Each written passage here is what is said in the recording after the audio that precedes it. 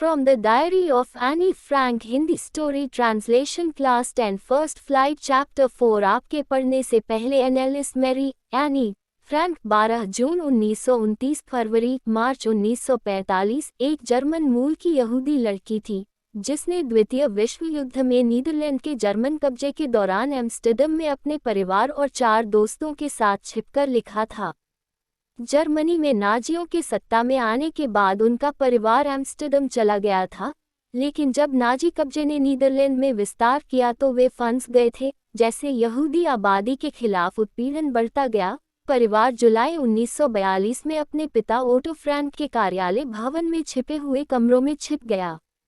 2 साल तक छिपने के बाद समूह को धोखा दिया गया और एकाग्रता शिविर प्रणाली में ले जाया गया, जहां एनी की बहन मार्गोट फ्रैंक के दिनों में बर्गन बेल्सन में टाइफस से मृत्यु हो गई।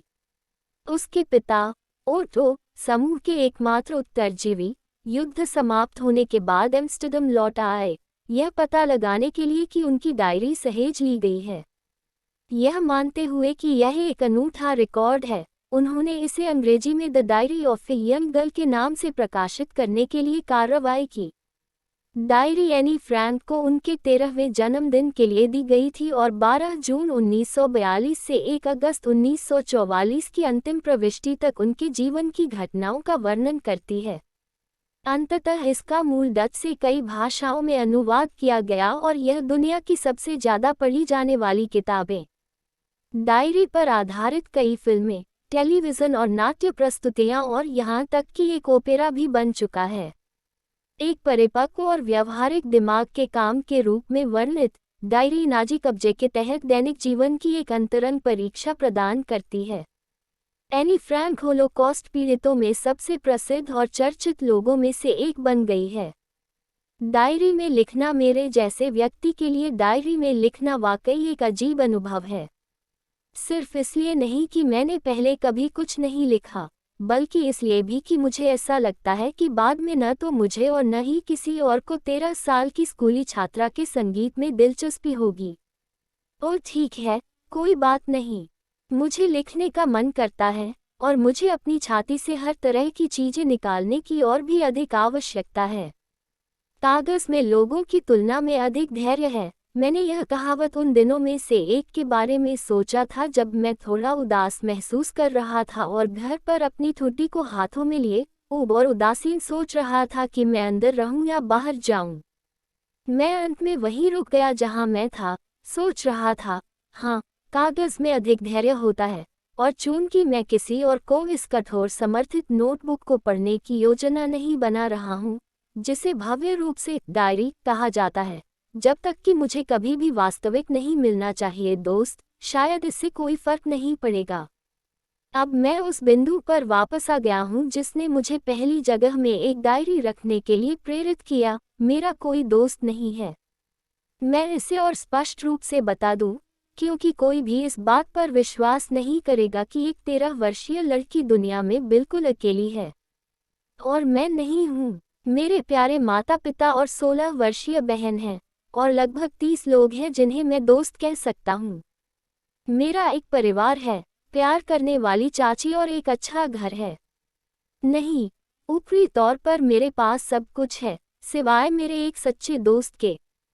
जब मैं दोस्तों के साथ होता हूँ तो मैं केवल यही सोचता हूँ कि अच्छा समय बिता रहा हूँ। मैं सामान्य रोजमर्रा की चीज़ों के अलावा किसी और चीज़ के बारे में बात करने के लिए खुद को नहीं ला सकता। ऐसा लगता है कि हम और करीब नहीं आ पा रहे हैं, और यही समस्या है। शायद यह मेरी गलती है कि हम एक दूसरे पर भरोसा नहीं करते। किसी भी मामले में चीज़ें ऐसी ही हैं, और दुर्भाग्य से वे बदलने के लिए उत्तरदायी नहीं हैं। इसलिए मैंने डायरी शुरू की है। मेरी कल्पना में इस लंबे समय से प्रतीक्षित मित्र की छवि को बढ़ाने के लिए मैं इस डायरी में तथ्यों को उस तरह से नहीं लिखना चाहता जैसे ज़्यादातर लोग करते हैं, लेकिन मैं चाहता हूँ कि डायरी मेरी दोस्त हो, और मैं जा रहा हूँ इस दोस्त को किट्टी बुलाओ। किट्टी, चूंकि कोई भी मेरी कहानियों के एक शब्द को किट्टी को समझ नहीं पाएगा अगर मैं सही में उतरूं, तो मैं अपने जीवन का एक संक्षिप्त स्केच प्रदान करूंगा, जितना मुझे ऐसा करना पसंद नहीं है। मेरे पिता, मेरे अब तक के सबसे प्यारे पिता ने मेरी माँ से तब तक शादी नहीं की जब तक कि वह 36 साल की नहीं हो गई और वह 25 की हो गई। मेरी बहन मार्गोट का जन्म जर्मनी के फ्रैंकफर्ट में 1926 में हुआ था। मेरा जन्म 12 जून 1929 को हुआ था। मैं 4 साल की उम्र तक फ्रैंकफर्ट में रहा। मेरे पिता 1933 में हॉलैंड चले गए। मेरी माँ एडिथ हॉलैंड फ्रैंक सितंबर में उनके साथ हॉलैंड गई, जबकि मार्गोट और मुझे हमारी दादी के साथ रहने के लिए आचेन भेजा गया। मार्गोट दिसंबर में हॉलैंड गए और मैंने फरवरी में पीछा किया, जब मुझे मार्गोट के जन्मदिन के उपहार के रूप में मेज पर गिरा दिया गया था। मैंने तुरंत मॉन्टेसरी नर्सरी स्कूल में शुरुआत की। मैं 6 साल की उम्र तक वहीं रहा। उस समय मैंने पहले फॉर्म में शुरुआत की थी। छठे रूप में मेरी शिक्षिका श्रीमती कुपेरस थी, जो प्रधानाध्यापिका थी। साल के अंत में हम दोनों की आंखों से आंसू छलक पड़े क्योंकि हमने एक दिल दहला देने वाली विदाई कहा। 1941 की गर्मियों में दादी बीमार पड़ गई और उनका ऑपरेशन होना था, इसलिए मेरा जन्मदिन थोड़े उत्सव के साथ बीत गया। जनवरी 1942 में दादी की मृत्यु हो गई। कोई नहीं जानता कि मैं कितनी बार उसके बारे में सोचता हूँ और अब भी उससे प्यार करता हूँ।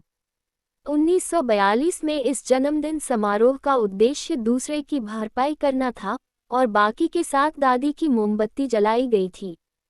हम चारों अभी भी अच्छा कर रहे हैं और यह मुझे 20 जून 1942 की वर्तमान तारीख और मेरी डायरी के गंभीर समर्पण के बारे में बताता है। प्रिय किट्टी, हमारी पूरी कक्षा इसके जूते में काम रही है। कारण निश्चित रूप से आगामी बैठक है जिसमें शिक्षक तय करते हैं कि कौन अगले फॉर्म में जाएगा और किसे वापस रखा जाएगा। आधी कक्षा दांव लगा रही है। जीएन और मैं अपने पीछे 2 लड़कों सीएन और जैक्स, जिन्होंने अपनी पूरी छुट्टियों की बचत को अपने दांव पर लगा दिया है। सुबह से रात तक यह आप पास होने जा रहे हैं। नहीं, मैं नहीं हूँ। हाँ, आप हैं। नहीं, मैं नहीं हूँ। यहाँ तक जी की विनती भरी निगाहें और मेरे गुस्से के प्रकोप भी उन्हें शांत नहीं कर सकते। यदि आप मुझसे पूछें, तो इतने डमी हैं कि लगभग 1/4 कक्षा को पीछे रखा जाना चाहिए, लेकिन शिक्षक पृथ्वी पर सबसे अप्रत्याशित प्राणी हैं।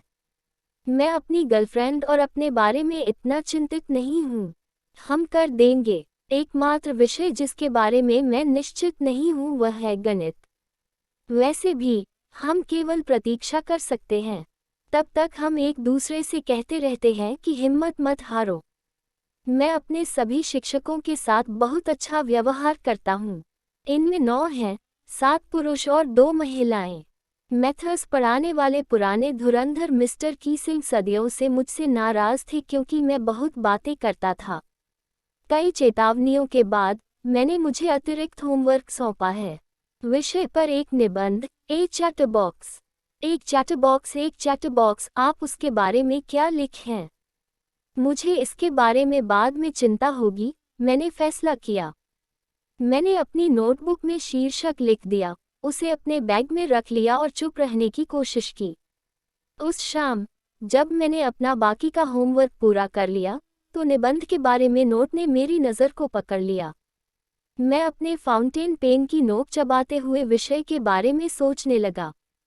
कोई भी बोल सकता है और शब्दों के बीच बड़ी जगह छोड़ सकता है, लेकिन बात करने की आवश्यकता को साबित करने के लिए ठोस तर्कों के साथ आना चाल थी। मैंने सोचा और अचानक मुझे एक विचार आया। श्री कीसिंग ने मुझे जो 3 पृष्ठ सौंपे थे, वे मैंने लिखे और मैं संतुष्ट था।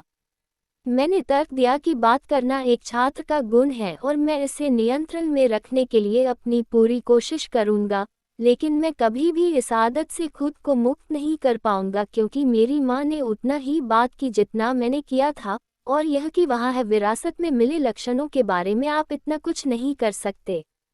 मिस्टर कीसिंग को मेरे तर्कों पर अच्छी हंसी आई, लेकिन जब मैं अगले पाठ के माध्यम से अपनी बात करने के लिए आगे बढ़ा, तो उन्होंने मुझे एक दूसरा निबंध सौंपा। इस बार इसे एन इनकॉरेजेबल चैट बॉक्स पर होना था।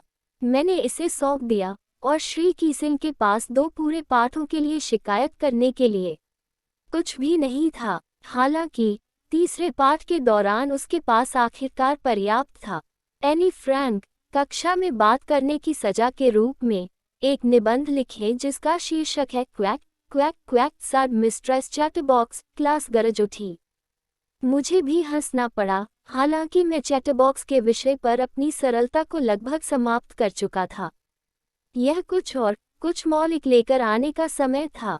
मेरे दोस्त सन्ने, जो कविता में अच्छे हैं, ने मुझे कविता में शुरू से अंत तक निबंध लिखने में मदद करने की पेशकश की और मैं खुशी से झूम उठा। मिस्टर कीसिंग इस हास्यास्पद विषय के साथ मुझ पर एक मजाक खेलने की कोशिश कर रहे थे, लेकिन मैं यह सुनिश्चित करूंगा कि मजाक उस पर हो। मैंने अपनी कविता समाप्त की, और यह सुंदर थी। यह एक बत्तख की माँ और 3 बत्तखों के साथ एक पिता हंस के बारे में था, जिन्हें पिता ने काट लिया था क्योंकि उन्होंने बहुत अधिक चुटकी थी। सौभाग्य से श्री कीसिंग ने मजाक को सही तरीके से लिया। उन्होंने कविता को कक्षा में पढ़ा, अपनी टिप्पणियों को जोड़ते हुए, और कई अन्य कक्षाओं में भी। तब से मुझे बात करने की अनुमति दी गई है और मुझे कोई अतिरिक्त होमवर्क नहीं सौंपा गया है। इसके विपरीत मिस्टर कीसिंग इन दिनों हमेशा मजाक उड़ाते हैं। तुम्हारी any the diary of a young girl से निकाला गया, थोड़े से अनुकूलन के साथ।